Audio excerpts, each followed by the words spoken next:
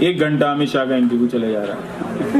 उसमें लगता है कि पत्रकार वही हैं और जो पत्रकार है वो लगता है कि वो नेता है, सहमा हुआ है कि भाई हमसे कहीं मंत्री जी कुछ ज्यादा ना पूछ लें। ऐसा कभी ये दौर आएगा कि मीडिया सुधरेगा जिस तरह? नहीं, अब नहीं सुधरेगा। उसका देखिए स्ट्रक्चर है, क्या है ना कि अब मीडिया के भीतर जो है, खासकर टेलीविजन के भीतर रिपोर्टिंग बंद हो गई है ना। तो आप झूठ मूठ का देखेंगे, एक नेता का इंटरव्यू चल रहा है, 1 घंटा अमित शाह का इंटरव्यू चले जा रहा है। उसमें लगता है कि पत्रकार वही हैं और जो पत्रकार है वो लगता है कि वो नेता है, सहमा हुआ है कि भाई हमसे कहीं मंत्री जी कुछ ज्यादा ना पूछ लें। हाँ, वो चुप कराया, तो जो भी है सबके यहाँ वही है। तो इन सब चीजों में होना चाहिए, क्योंकि गृह मंत्री है तो गंभीरता से भी लेना चाहिए, ऐसी बात नहीं है।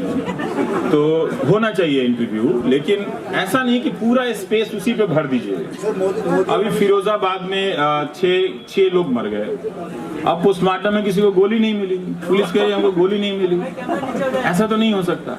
तो ये चीजें रिपोर्टिंग से पहुंचनी चाहिए। अब एक अखबार में छपा तो चैनलों ने इस तरह की रिपोर्टिंग बंद कर दी है, इसमें आपका नुकसान है।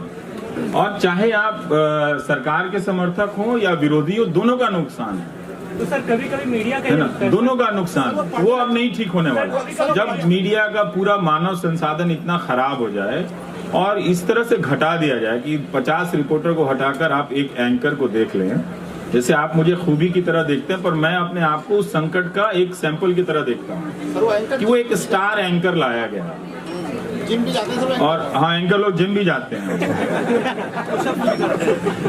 हाँ, वो पुशअप भी करते हैं। वो रामदेव को ले आते हैं जो उधर कहीं च्यवनप्राश बेच रहे होते हैं, अचानक मंच पर आकर पुशअप करने लगते हैं।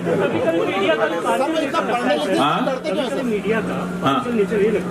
नहीं, कभी कभी नहीं, हमेशा। हाँ, कभी कभी क्यों लगता है? नहीं, पहले से ही मीडिया डाउनफॉल में थी। आप उसके पहले देखिए तो मीडिया क्या कर रहा था। टीवी चैनल वो खंडहर में इमारतों में जा रहा था, कह रहे थे यहाँ पे भूत हैं, रात में टॉर्च लेके भूत खोज रहा था, है ना। तो ये जब आए तो इन्होंने इतना किया कि उन्होंने कहा कि तुम वो खराब जो काम कर रहे थे वो बंद करके मेरा वाला खराब काम करो। तुम पहले भी तो मीडिया का काम कर नहीं रहे थे ना। तो ये है, उस प्रोसेस में खत्म किया है। सीजीआई केस पे मीडिया ने जब और एक सीजीआई ने अपने पोजीशन। कौन एक सीजीआई? मतलब हम कंप्यूटर नहीं है भाई, मतलब हम आदमी हैं। मतलब कौन एक सीजीआई?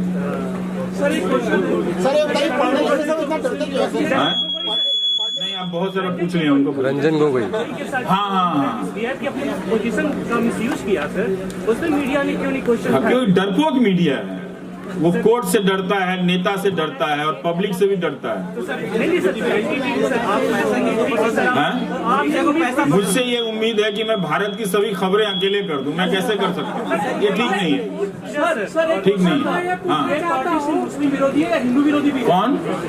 हमारी पार्टी जो है, हाँ, हमारी मुस्लिम विरोधी है, हिंदू विरोधी भी है वर्तमान सरकार। देखिए, मैं एक बात कहता हूँ, है ना, और मेरी लड़ाई सांप्रदायिकता से, पार्टी से नहीं है।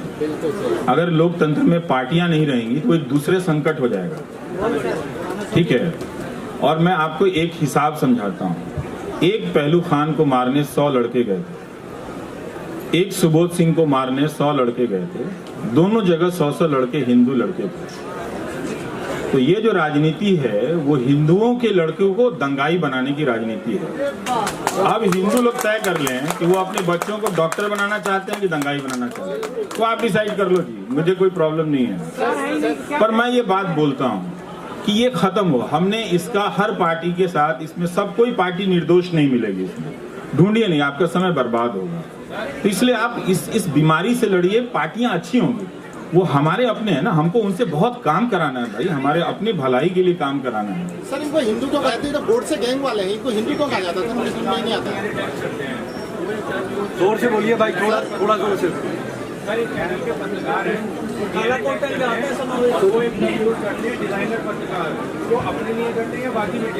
उनको आपने कभी सड़क पर देखा है रिपोर्टिंग करते हुए? देखा है? नहीं देखा है ना। तो डिजाइनर कौन है आपको पता होगा। दौर से गुजर रहा है, आपको नहीं लगता कि आपको साहब को एक बार इंटरव्यू में बुलाना चाहिए? नहीं, मैंने कहा था पर वही नहीं आ रहे, तो मैं क्या करूँ। देखिए भाई, अब आप देखिए, ऐसा है कि मैं प्रधानमंत्री जी का बड़ा आदर करता हूँ।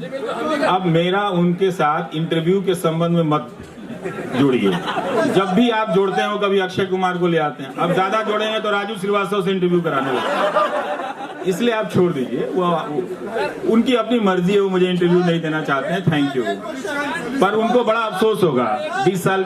हाँ, जो मीडिया कल तक 2000 के नोट में जीपीआरएस ढूंढ रहा था, आज मुर्दान हकीकत में हिंदुस्तान के लिए क्या? देखिए भाई, मीडिया ने आपका बड़ा नुकसान किया है, मैं आपको बताता हूँ।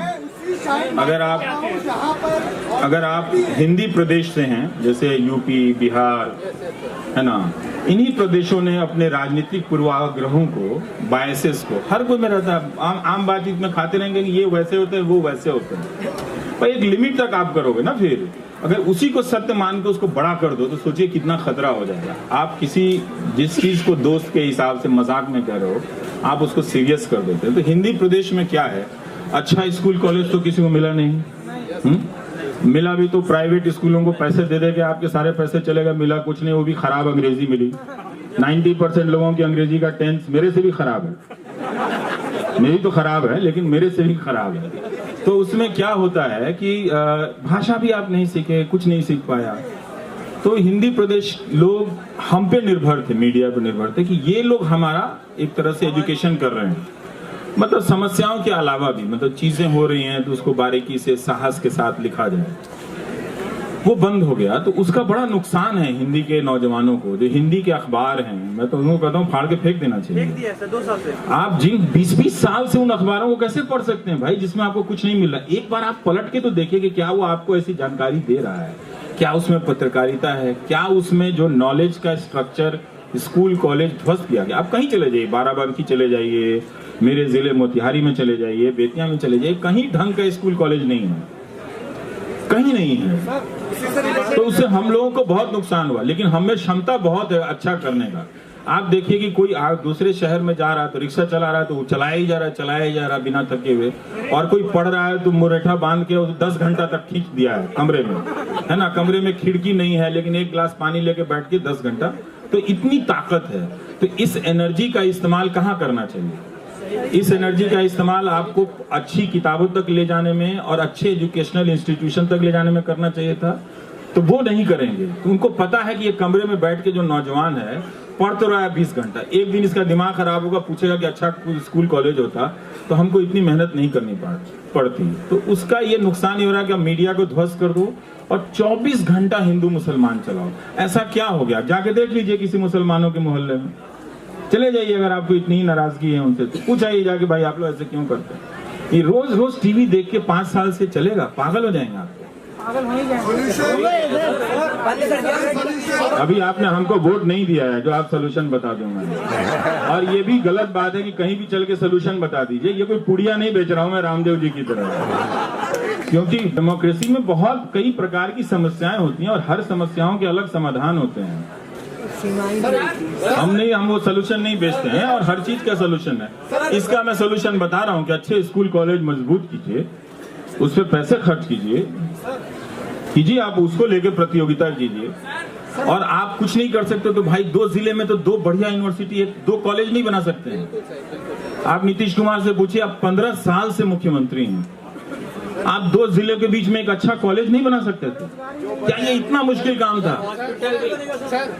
क्यों नहीं काम? अगर आप कह रहे हैं कि सब कॉलेज नहीं बना सकते, मान लीजिए आपके पास पैसा नहीं, तो 2 ही बना दो यार। इतना टॉप लेवल का, अगर 2 मुजफ्फरनगर, बेतिया, मुजफ्फरपुर और मोतिहारी के बीच में अगर कोई 2 बढ़िया कॉलेज जिसका रेपुटेशन बहुत शानदार हो तो हम सबको इतना मतलब बिछड़ने की जरूरत नहीं होती घरों से, जमीन से। आप पंजाब से हैं, पटियाला कॉलेज जाइए, पंजाब यूनिवर्सिटी वाला जो पटियाला का कॉलेज है उसकी बिल्डिंग देखिए, क्या शानदार बिल्डिंग है उसकी, हाँ, लेकिन सारे टीचर वहां एडहॉक पर हैं।